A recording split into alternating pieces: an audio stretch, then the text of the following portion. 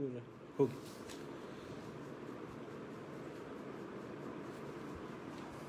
नमस्कार।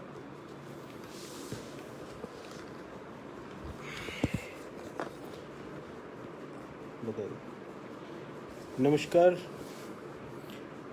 Good evening. मैं doctor Pramod Jindal आपको इस आज लाइव सेशन में वेलकम करता हूं और आपसे पहले माफ़ी मांगता हूं कि किसी टेक्निकल रीज़न से थोड़ा सा हमें टाइम लगा इस पे आने के लिए, लेकिन आप आज के डिजिटल युग में शायद हमने देखा है बच्चों की क्लासेस से लेके और प्रधानमंत्री के भाषण तक ये हो सकता है।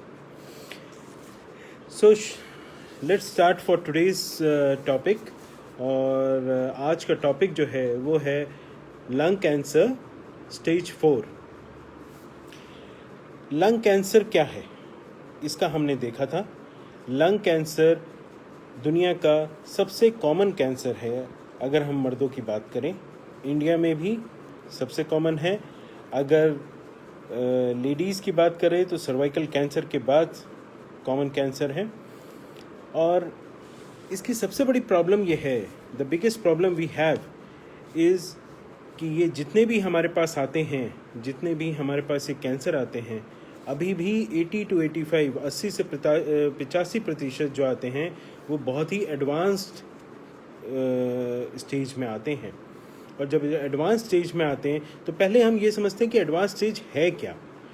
एडवांस स्टेज का मतलब होता है कि ट्यूमर या कैंसर अपनी जगह से या अपनी जहाँ पे शुरुआत हुई थी उससे बहुत आगे बढ़ चुका है, किसी और ऑर्गन में जा चुका है या उस ऑर्गन से भी आगे बढ़ चुका है जहाँ से वो शुरू हुआ था, और अब उसको निकाल पाना ना तो सर्जरी ना ही किसी और थेरेपी के बस में है।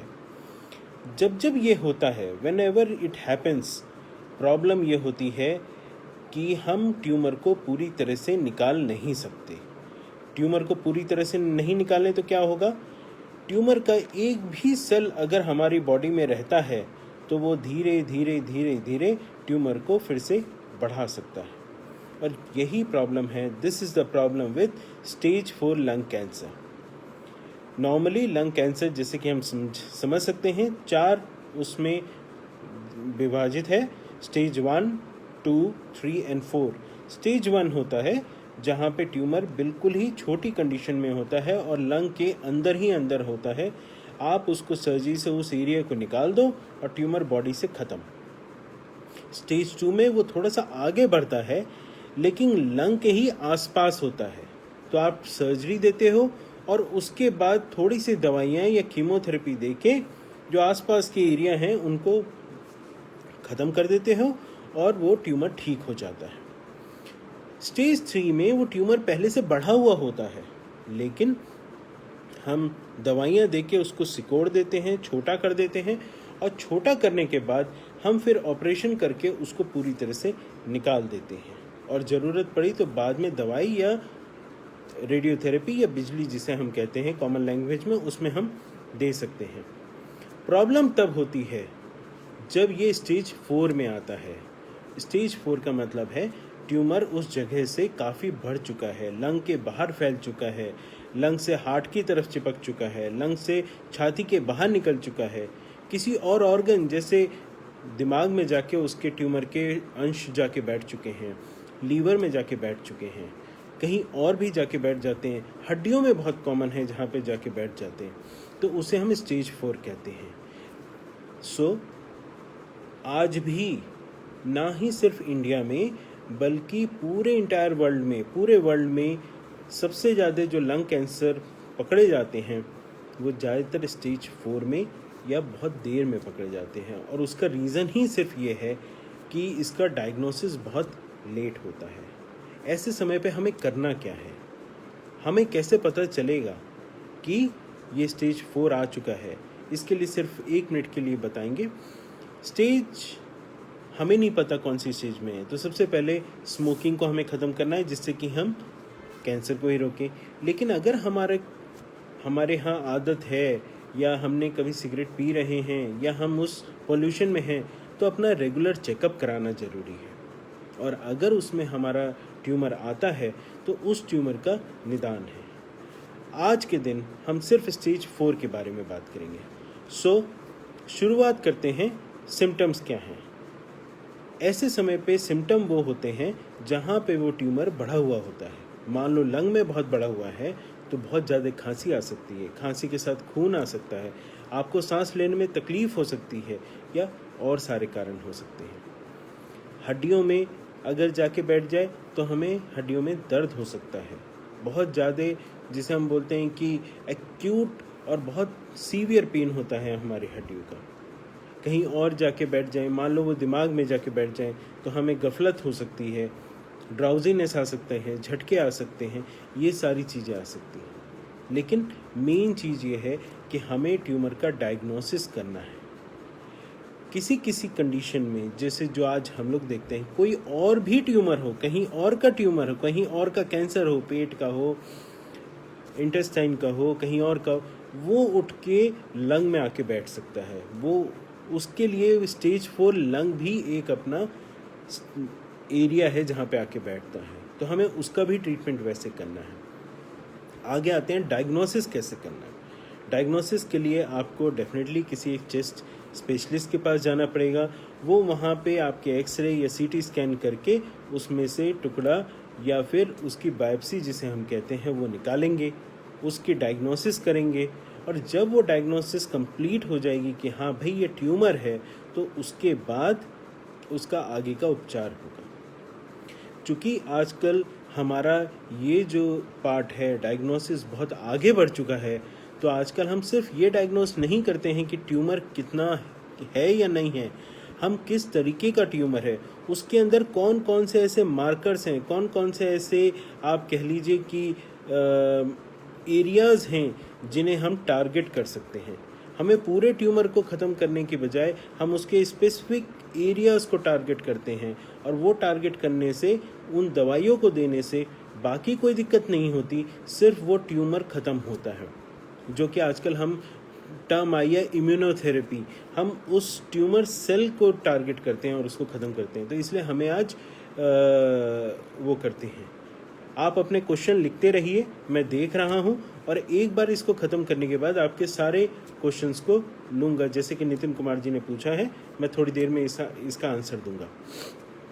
जैसे ही आपका डायग्नोसिस हो जाता है कि ये ट्यूमर आ चुका है और कहाँ कहाँ आ चुका है, इसका सबसे अच्छा जो इन्वेस्टिगेशन हम करते हैं, अगर हमारा कैंसर कंफर्म हो जाता है, जो कि हम पेट स्कैन से करते हैं, जो हमें पता चलता है पूरी बॉडी का होता है कि वो लंग में है तो लंग के कौन से पार्ट में है, दूसरे लंग में तो नहीं है, और बॉडी के कौन कौन से पार्ट में अगर है तो हम उसको देखते हैं। और जब हमें ये पता चल जाता है कि ये यहाँ पे है, तब अब हमारा फोकस हो जाता है कि हम उन चीज़ों को टारगेट करें, उन चीज़ों को वहाँ से ट्यूमर को ख़त्म करें। ख़त्म करने के बेसिकली हमारे पास इस समय 3 उपाय हैं: सर्जरी, कीमोथेरेपी दवाइयाँ, या फिर रेडियोथेरेपी। सर्जरी इनिशियली जब हमारा ट्यूमर बढ़ चुका है तो प्रैक्टिकली आउट है। आप हर जगह को काट के नहीं निकाल सकते। हड्डियों में अगर 15 जगह बैठा हुआ है तो हर जगह को नहीं निकाल सकते। तो आप क्या करोगे? आप दवाइयाँ दोगे। दवाइयाँ नसों से दी जाएंगी, दवाइयाँ पूरे बॉडी में फैलेंगी, और जहाँ जहाँ ट्यूमर सेल हैं वहाँ वहाँ जाके उसको ख़त्म करेंगी। अब 2 तरह की दवाइयाँ हैं। एक दवाई है जो कि कीमोथेरेपी जिसे हम बोलते हैं, जिसमें बहुत सारे जिसे बोलते हैं कि सॉल्ट्स हैं, जिन्हें हम कॉम्बिनेशन में देते हैं डिपेंडिंग अपॉन ट्यूमर क्या क्या है। उनमें थोड़ा सा साइड इफ़ेक्ट होते हैं, लेकिन बात इम्पॉर्टेंट ये है कि अगर ट्यूमर को ख़त्म करना है तो आपको कीमोथेरेपी देनी है। आपको बड़े दुश्मन को ख़त्म करना है। छोटे मोटे साइड इफ़ेक्ट के बारे में उस समय हमें ज़्यादा सोचने की ज़रूरत नहीं है, क्योंकि अल्टीमेटली अगर हमने छोड़ दिया तो लाइफ थ्रेटनिंग हो जाती है, लाइफ नहीं बचेगी। इसीलिए कीमोथेरेपी सबसे इम्पॉर्टेंट है। और आजकल जो आई है वो जिसे हम कहते हैं इम्यूनोथेरेपी। इम्यूनोथेरेपी पे हमें ट्यूमर के ऊपर बहुत सारे एरियाज़ हैं, जैसे मैंने आपको बताया मार्कर्स, उनके हिसाब से इम्यूनोथेरेपी होती है। और बहुत वंडरफुल इसके रिजल्ट्स आते हैं इम्यूनोथेरेपी पे, लेकिन उसके लिए हमें स्पेशलिस्ट से मिलना पड़ता है जो कि सारे के सारे मार्कर को देख के डिसाइड करके कि पेशेंट के लिए कौन सी थेरेपी ज़रूरी है। और आज के समय में एक चीज़ समझें कि स्टेज 4 कैंसर को हम ये ना समझें कि ये बिल्कुल कैंसर ही है, इसे आप ये समझें कि ये एक क्रॉनिक डिजीज़ जैसे है। आज कुछ दवाइयां हैं, आप उन दवाइयों को लें, उन दवाइयों से वो ट्यूमर श्रिंक होगा या एक स्टेबल स्टेट में रह जाएगा। आप अपना काम करते रहें, 2-3 साल तक वो दवाइयां आपको ठीक करती रहती हैं, और जब उन दवाइयों के लिए असर आना मान लो कम हो जाए या ट्यूमर फिर से बढ़ना शुरू हो जाए, तो हम क्या करते हैं, फिर दूसरी एंड की दवाइयां पे वो है। सो ये तो एक जद्दोजहद है हमारा और ट्यूमर के बीच में, हमारे जिसे हम बोलते हैं कि इंसानों की नेवर डाई एटीट्यूड के बीच में, कि हम नहीं हारेंगे। मेरे हिसाब से इस बात पे भी चर्चा करेंगे कि इसमें मेंटल स्टेट क्या होनी चाहिए। सो अभी हम हैं कीमोथेरेपी पे। कीमोथेरेपी हमने कर ली। अगर कीमोथेरेपी काम कर जाती है तो आप देखेंगे कि कभी कभी ट्यूमर पूरे तरह से श्रिंक होते हैं। सिर्फ हमें ये है कि कुछ ट्यूमर जल्दी श्रिंक होते हैं, कुछ ट्यूमर नहीं होते। जो नहीं होते हैं उनके लिए फिर हमें सोचना पड़ता है कि अगर एक ही जगह पे है तो हम उसको निकाल सकते हैं, जिससे कि हमारे ऊपर ट्यूमर बर्डन कम हो जाए, हमारे ऊपर जो ट्यूमर है वो थोड़ा सा कम हो जाए, जिससे कि हमारी दवाइयाँ ज़्यादा असर कर पाएँ। तो एक ये वाली पार्ट है। दूसरा और क्या हम कर सकते हैं? दूसरा हम कर सकते हैं, अगर हड्डियों जैसी चीज़ों में हैं तो हम उनको रेडियोथेरेपी दे सकते हैं। स्पेसिफिक एरिया की अगर कोई इम्पॉर्टेंट जगह पे है, दिमाग में है, जहाँ पे हम ना ऑपरेशन कर सकते हैं ना ही दवाइयाँ जा सकती, वहाँ पे रेडियोथेरेपी से उसको जला सकते हैं। सो अगर आप देखें तो हम ट्यूमर को पूरी तरह से ख़त्म नहीं कर सकते, लेकिन हम ट्यूमर को, इंसान को ख़त्म करने से रोक भी सकते हैं। सो वही बात है कि ये जंग रहेगी।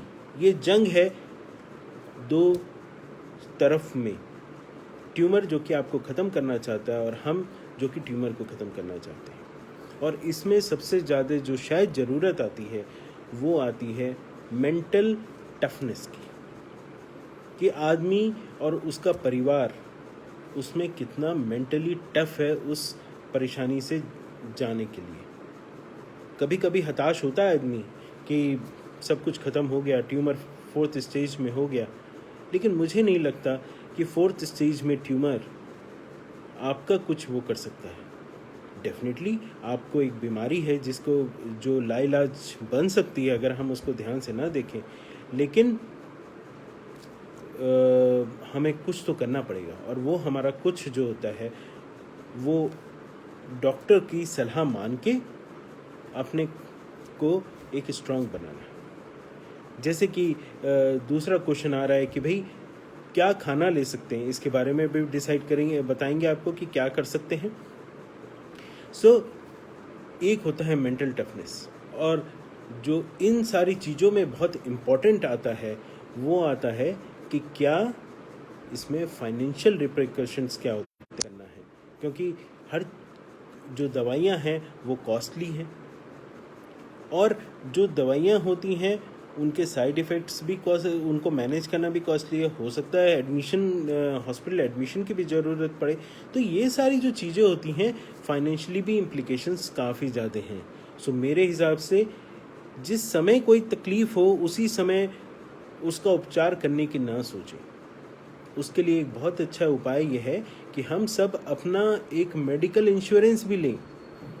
सो सिर्फ लंग कैंसर से ही नहीं बचना है हमें। देखिए, भगवान ना करे हम में से किसी को कोई लंग कैंसर हो या कोई भी तरीके के कैंसर हो, लेकिन ये जो हमें भगवान ने शरीर दिया है ये काफ़ी नश्वर है, ये नश्वर है, फ्रेजाइल है, इसमें प्रॉब्लम्स आएंगी। तो अभी से अपना एक अच्छा इंश्योरेंस कवर लें, क्योंकि इंश्योरेंस कवर लेंगे तो कम से कम एक चीज़ के लिए तो हमें तकलीफ नहीं होगी, और वो है फाइनेंशियल इम्प्लिकेशंस। एक अच्छा कवर लें। आजकल तो सिर्फ कैंसर के लिए कवर्स आते हैं, सो वो कवर लें जिससे कि हमारा फाइनेंशियल एस्पेक्ट ख़त्म हो जाए। और यकीन मानिए मेरा, हमारे पेशेंट्स का मेंटल स्टेट फाइनेंशियल स्टेट से डायरेक्टली रिलेटेड होता है। पैसा आपको बचा नहीं सकता, लेकिन पैसा हर इंसान को बचाने के लिए जो ट्रीटमेंट है उसमें हेल्प कर सकता है। तो इसलिए अपना एक फाइनेंशियल कवर लें, इंश्योरेंस लें। सो द प्रॉब्लम, हम फिर से वहीं पे आ गए। तो स्टेज 4 हो तो क्या करें? तो स्टेज 4 हो तो इन सारी ट्रीटमेंट में से एक ट्रीटमेंट आपका स्पेशलिस्ट करेगा। और आपको जो करना है, अपना योगा करें, साथ साथ प्राणायाम करें, खाना अच्छा खाएं, मन को जितना शांत रख सकते हैं शांत रखें। और यकीन मानिए, आपका ऑन्कोलॉजिस्ट, आपका सर्जन आपसे कहीं ज़्यादा चिंतित होगा इस ट्यूमर को हटाने के लिए। और यही ट्यूमर जो कि हमें लगता है कि बिना ट्रीटमेंट के 8 से 10 महीने में ख़त्म कर देगा, आप देखेंगे कि सही तरीके से ट्रीटमेंट, सही तरीके से फॉलोअप में ये ट्रीटमेंट लाइफ के एक्सपेक्टेंसी को भी काफ़ी हद तक बढ़ा सकता है। इसमें सबसे इम्पॉर्टेंट चीज़ होती है कि किस तरीके का ट्यूमर है, और वही पता चलाता है कि किस तरीके से हमारा काम आसान होता है उसको पकड़ के रखने के लिए। कुछ क्वेश्चंस हैं जो कि इसके साथ ही हैं। तन्मय पूछते हैं कि कोई साइड इफ़ेक्ट होता है ट्रीटमेंट का? डेफिनेटली साइड इफ़ेक्ट हर ट्रीटमेंट का होता है। सर्जरी का अपना अलग साइड इफ़ेक्ट है। सर्जरी का साइड इफ़ेक्ट पेन होता है, बॉडी का एक पार्ट निकाला जाता है जिसमें ट्यूमर होता है। कीमोथेरेपी का अपना साइड इफ़ेक्ट है। सबसे इम्पॉर्टेंट साइड इफ़ेक्ट होता है खाने की इच्छा कम होना, उल्टियाँ होना, और आपके मुंह का जायका ख़त्म होना, लूज़ मोशन जैसी चीज़ें हो जाना, रैशेस हो जाना। लेकिन एक चीज़ यकीन मानिए, सारे साइड इफ़ेक्ट हर आदमी में होंगे ऐसा कोई ज़रूरी नहीं है। और आपके किसी साइड इफ़ेक्ट आपको ऐसा कर दे कि आप ट्रीटमेंट नहीं ले सकते, उसके भी चांसेस कम हैं। होते हैं, हार्ट पे प्रॉब्लम हो सकती है, सब कुछ है।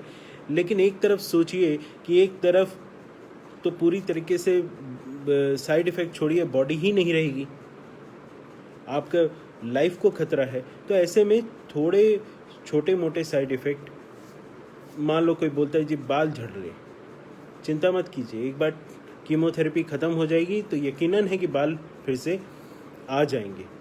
तो हमारा जो मकसद है वो मकसद अभी जो आज हम डिस्कस कर रहे हैं स्टेज 4, लेकिन अभी हम उस पर भी चर्चा करेंगे कि स्टेज 4 तक जाने की नौबत ही ना आए। और उस नौबत को ख़त्म करने का सबसे आसान तरीका है कि खुद भी स्मोकिंग ना करें और अपने आसपास वालों को भी स्मोकिंग ना करने दें। और अगर आप स्मोकर नहीं हैं तो 40 और 45 की एज में अगर आपने एक बार अपना टेस्ट कराया है और रेगुलर इंटरवल पे अपना टेस्टिंग कराएंगे, और अगर कोई भी तकलीफ होती है, खांसी हुआ, हर खांसी के लिए स्पेशलिस्ट के पास ना जाएं, लेकिन हर खांसी को अपने आप ही ट्रीटमेंट भी ना करें, तो वो बहुत ज़रूरी है। सो अपने आप का ख्याल रखें, ना कि बाद में करें। वेरी इंपॉर्टेंट थिंग जो एक किसी ने पूछा कि खाने में ऐसा क्या करें। देखिए, ट्यूमर होने के बाद ऐसा कोई खाना नहीं है जो कि हमारे ट्यूमर को बॉडी से निकाल देगा, लेकिन this is a known fact and this is a medical fact कि देयर आर फूड्स जो कि अगर तरीके से लिए जाएं तो हमारे बॉडी में ट्यूमर सेल्स जो अनगिनत बनते रहते हैं उनको वो डिस्ट्रॉय करते रहते हैं, जिसे हम बोलते हैं एंटीऑक्सीडेंट्स। ऐसे बहुत सारे खाने हैं, फ्रेश फ्रूट्स हैं, विटामिन्स हैं, आपके वेजिटेबल्स हैं, जिनमें ये छोटी छोटी मात्रा में सारी चीज़ों की रिक्वायरमेंट है, जिससे कि आपके जिसे हम बोलते हैं आपकी इम्यूनिटी एक तरीके से बढ़ती है, और वो आपके बॉडी के वो ख़राब होने वाले सेल्स को डिस्ट्रॉय करती रहती है। अगर हमारे बॉडी में वो सेल ट्यूमर है, वो बहुत बुरी तरह से बढ़ सकते हैं और कई सारे तरह के ट्यूमर हो सकते हैं, लेकिन सबको नहीं होते। उसका कारण होता है कि हमारे अपने सेल्स उसको ख़त्म करते रहते हैं। जैसे ही कोई ख़राब सेल बनता है उसे ख़त्म कर देते हैं। इसलिए खाने का तो बहुत बड़ा इम्पॉर्टेंट एस्पेक्ट है, लेकिन वो उस समय है शुरू से है। एक बार एक पौधे के फल पे कीड़ा लग गया तो उसमें खाद डालने से कोई फर्क नहीं पड़ता, फिर तो आपको फल को ही हटाना पड़ेगा या पौधे को ही कभी कभी उखाड़ना पड़ेगा। ये तो शुरू से है, जब से आपने पौधा बोया उसका तरीके से खरपतवार आपको निकालनी पड़ेगी, इंसेक्टिसाइड, पेस्टिसाइड, चाहे किसी भी तरीके से हो, तब डालना पड़ेगा और यही हमें करना है। सो पहली चीज रही कि आपका खान पान में, जिसी ने इन्होंने क्वेश्चन पूछा था कि खाने से क्या होता है, इसके बारे में हम अगले हफ्ते में, अगले महीने में हम एक वो करेंगे कि ऐसे कौन कौन से खान पान वाली चीज़ें हैं और कौन से खाने वाली चीज़ें हैं जो हमें लंग को स्वस्थ रख सकते हैं। और आज का दिन ये नहीं है कि हमें कैंसर से ही बचना है। Please understand, we are living in a polluted environment. हम प्रदूषण से घिरे हुए हैं, खासकर हवा के प्रदूषण से घिरे हुए हैं। भले ही हम सिगरेट ना पिएं, भले ही हम तंबाकू का सेवन ना करें, लेकिन ये एयर पॉल्यूशन भी हमारे फेफड़ों को खराब कर रहा है। ये व्हीकल का धुआं हमारे फेफड़ों को खराब कर रहा है। तो ऐसे समय पे हमें बहुत ज़रूरी है। और इस समय एक चीज़ जो इसमें भी ज़रूरी है कि वो ना हो, और वो है हमें एक्सरसाइज करना। चाहे वो योगा हो, चाहे वो प्राणायाम हो, चाहे वो जॉगिंग हो, चाहे वो वॉकिंग हो, कोई भी तरह की एक्सरसाइज हो, वो एक्सरसाइज करने से हमारे जो लंग्स हैं वो स्ट्रॉन्ग बनेंगे, ज़्यादा बेटर ट्यूमर को ख़त्म कर पाएंगे। और यही रीज़न है कि एक्सरसाइज का पहले भी, ट्रीटमेंट के दौरान भी और ट्रीटमेंट के बाद भी, सब जगह इसका बहुत ज़्यादा इम्पोर्टेंट आस्पेक्ट है। आप सबका अगर किसी को कोई क्वेश्चन हो, कोई चीज़ पूछनी हो, तो प्लीज़ उसको अपने उसमें लिखिए, हम उसका आंसर दे रहे हैं अभी। एक क्वेश्चन जो पहले उन्होंने पूछा था, और वो था कि एक क्वेश्चन जो आया था वो आया था जस्ट कि after quitting smoking do we still have got risk of lung cancer, कि अगर आपने स्मोकिंग ख़त्म कर दी तो उसके बाद भी लंग कैंसर का रिस्क है या नहीं है। डेफिनेटली है, और वो कभी ज़ीरो नहीं होगा। लेकिन इसका मतलब ये नहीं है कि सिगरेट ना छोड़ें, क्विट ना करें। ये बात ज़रूर है कि जिस दिन से आपने सिगरेट छोड़ दी, उसके अगले दिन से रिस्क फैक्टर कम होना शुरू हो जाएगा, और 15 साल बाद, 5 साल में और कम होगा, उसके अगले साल और कम होगा, 15 साल में वो रिस्क जो बाकी नॉर्मल लोग हैं उनसे बहुत ज़्यादा नहीं रहेगा, नॉर्मल आदमियों से। सो एटलीस्ट सबसे इम्पॉर्टेंट चीज़ है कि उसी समय अपना इसको छोड़ दें और आपका रिस्क धीरे धीरे कम होता चला जाएगा। क्वेश्चन ये है कि क्या, एक जो क्वेश्चन पूछा गया, क्या ऑपरेशन से कुछ हो सकता है स्टेज 4 लंग कैंसर को? डेफिनेटली हो सकता है। कभी कभी कुछ लंग कैंसर फैला तो है, लेकिन कुछ ऐसी जगह पे जाके फैल जाता है जहाँ पे बहुत थोड़ा सा ऑर्गन बहुत छोटा है, तो हम उस पूरे ऑर्गन को निकाल सकते हैं बिना बॉडी को हर्ट किए हुए। और ये भी हमने देखा है, एक ग्लैंड होता है एड्रिनल ग्लैंड, उस पे जाके भी बैठ जाता है।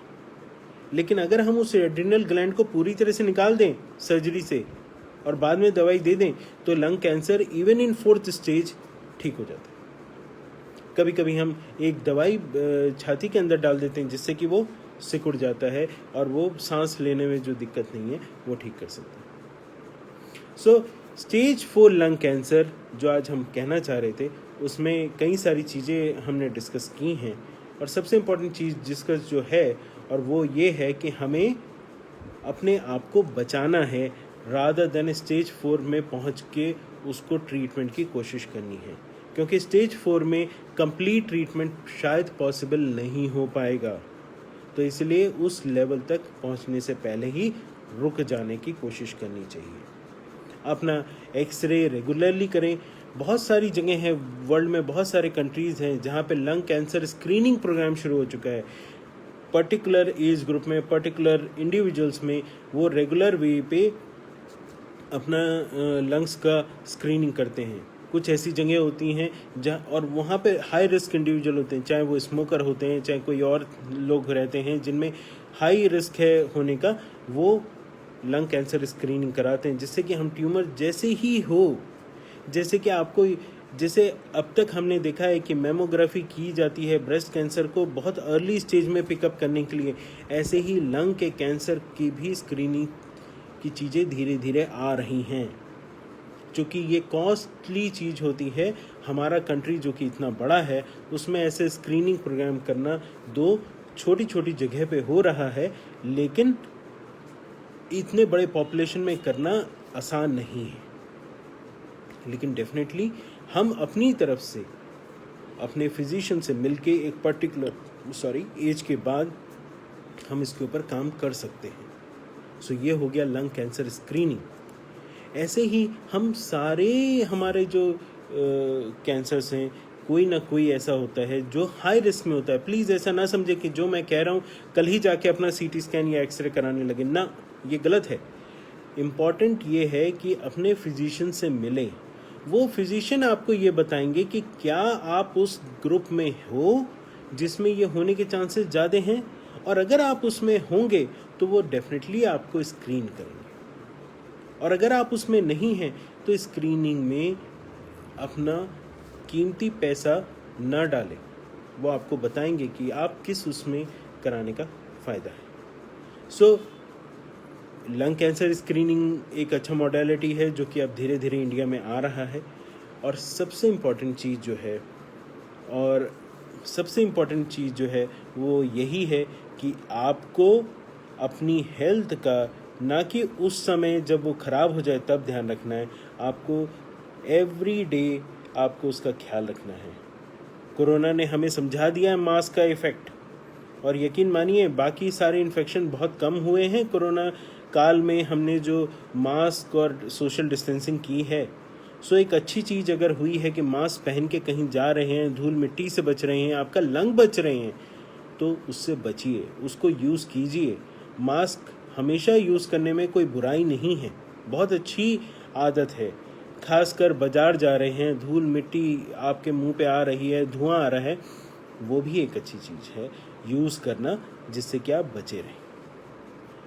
मेरे हिसाब से हमने आज इसको कवर किया है।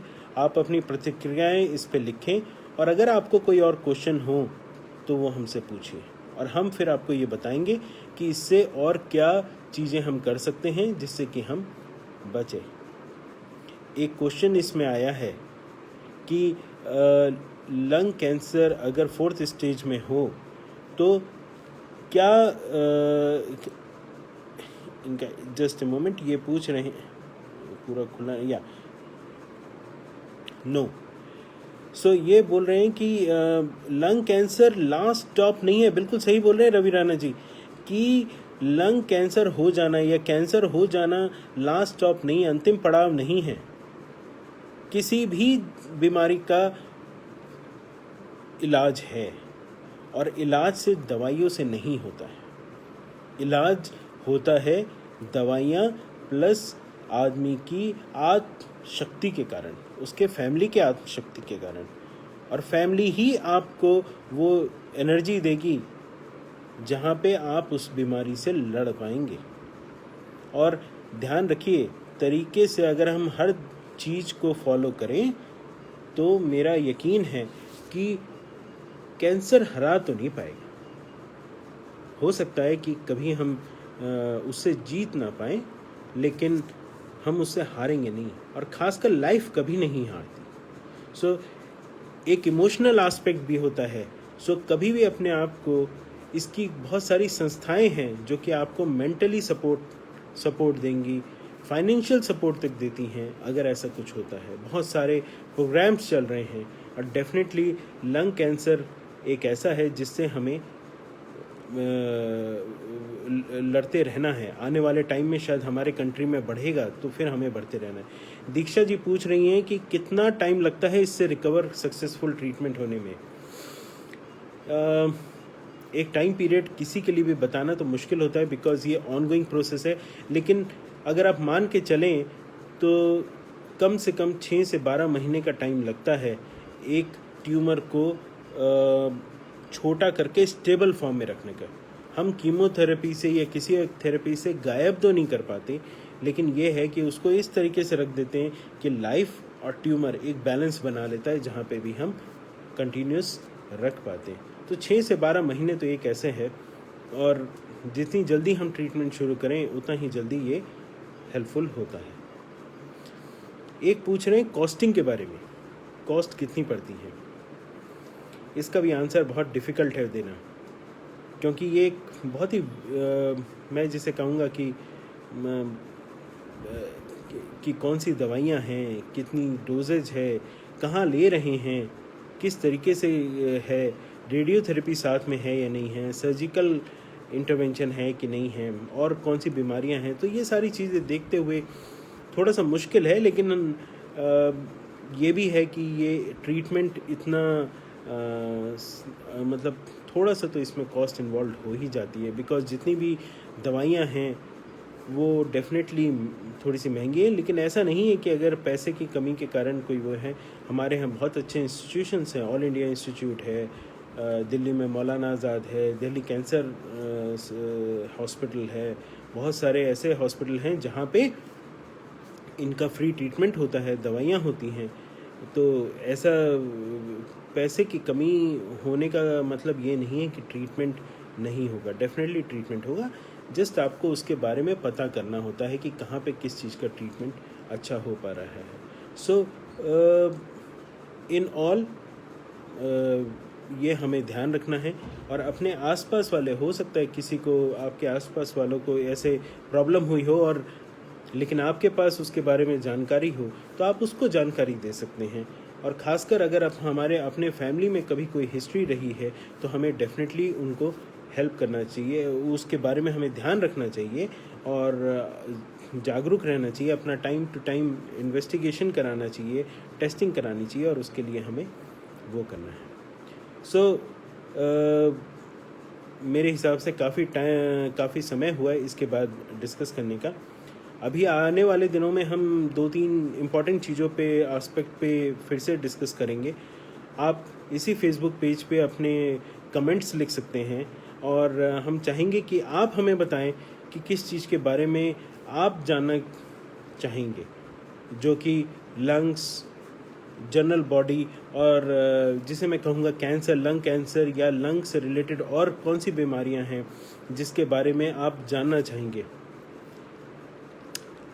चलिए, ये एक बहुत अच्छा क्वेश्चन पूछा है कनिष्का जी ने कि रोज़मर्तबा की ज़िंदगी में हम कैसे अपने लंग्स को सेफ रख सकते हैं। देखिए, 5 या 6 चीज़ें हैं जो कि हम इसमें फिर डिस्कस कर चुके हैं, लेकिन एक बार फिर से डिस्कस कर लेते हैं। पहला, रेगुलर एक्सरसाइज। अगर हम रेगुलर एक्सरसाइज करेंगे, लंग्स की एक्सरसाइज करेंगे, तो वो अच्छे रहेंगे। दूसरा, अपने आप को जितना हो सके प्रदूषण से बचाएंगे, जितना हो सके। कैसे कर सकते हैं? बाजार तो जाना ही पड़ेगा, मास्क पहन के जाएं। सैर पे जाना है, ऐसे समय पे जाएं जब ज़्यादा धूल ना हो। तीसरा, स्मोकिंग बिल्कुल नहीं। स्मोकर के लिए 0 टॉलरेंस होना चाहिए आपके उसमें। अगर आपके साथ कोई स्मोकिंग कर रहा हो, चाहे कैसा भी हो, इतनी हिम्मत रखिए कि उसको मना कर सकें कि पब्लिक प्लेसेस पे स्मोकिंग नहीं करनी है। किसी को भी हक नहीं है आपकी ज़िंदगी से खिलवाड़ करने का, तो स्मोकिंग से बिल्कुल बचें। चौथा, अपने खान पान का ख्याल रखें। हरी सब्जियां और जितने भी विटामिन्स, एसेंशियल न्यूट्रिएंट्स हैं, इनको ज़रूर लें, ये बहुत ज़रूरी हैं। ये आपके सिर्फ लंग्स को ही नहीं, हर चीज़ को बेटर करते हैं, और हमें पता नहीं चलता। जिस तरह से हम रोज़ अपने घर को साफ़ रखते हैं, हमें पता नहीं चलता साफ़ घर का, लेकिन अगर हम 5 दिन अपने घर को साफ़ ना रखें तो धूल जम जाती है, और तब आपको समझ में आता है कि रोज़ सफाई कैसे होती है। इसी तरह से रोज़ अच्छा खान पान करें। पांचवा, अपनी मेंटल स्टेटस को काम रखें जितना रख सकते हैं। आज की ज़िंदगी में स्ट्रेस बहुत है, हमेशा से था, लेकिन स्ट्रेस को अपने ऊपर हावी ना होने दे। स्ट्रेस होने से हमारी इम्यूनिटी, हमारी प्रतिरोधक क्षमता वाले सेल्स स्लो डाउन होते हैं, नहीं काम कर पाते हैं, और जब वो काम नहीं कर पाते हैं ट्यूमर बनने की जो चांसेस होते हैं वो इंक्रीज हो जाते हैं। छठा, अच्छी नींद। आपकी बॉडी रिकवर करती है नींद के समय। नींद का कोई भी वो नहीं है, कोई भी जिसे हम बोलते हैं कि कोई भी अल्टरनेटिव नहीं है। सो नींद जरूर ले, आपके नींद में ही आपका वो रहेगा। और सबसे इम्पोर्टेंट, खुश रहें।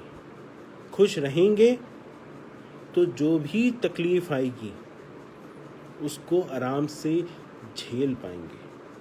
खुश रहने वालों को ऐसा नहीं होता कि ट्यूमर नहीं होते, ट्यूमर होते हैं, सबको होंगे। ये शरीर ही ऐसा है कि इसमें बीमारी होनी है, लेकिन उससे आप उसको झेल पाएंगे, आपके आसपास के लोग उसको ज़्यादा बेटर तरीके से ले पाएंगे। सो इसीलिए ये 7 स्टेप करें, और इस 7 स्टेप से आप देखेंगे कि एक ओवरऑल बॉडी आपकी बेटर रहेगी। अच्छा खाएं, अच्छा पिएं, अच्छा सोचें, प्रभु का नाम लें, और यही सारी चीज़ों में जो हैं कि इसी तरीके से आपका भला हो। कोई भी आपकी समस्या हो प्लीज़ हमें लिखें। आगे आप क्या जानना चाहते हैं वो भी हमें लिखें। हम कोशिश करेंगे कि जो अब तक हम महीने में एक बार आपके साथ बातचीत कर पाते हैं उसको हम बढ़ाएं। जो भी आपके मन में क्वेश्चंस हो उनको लिखें, हम आपको डायरेक्टली इस पे आपके आंसर करेंगे। धन्यवाद। स्वस्थ रहिए, खुश रहिए।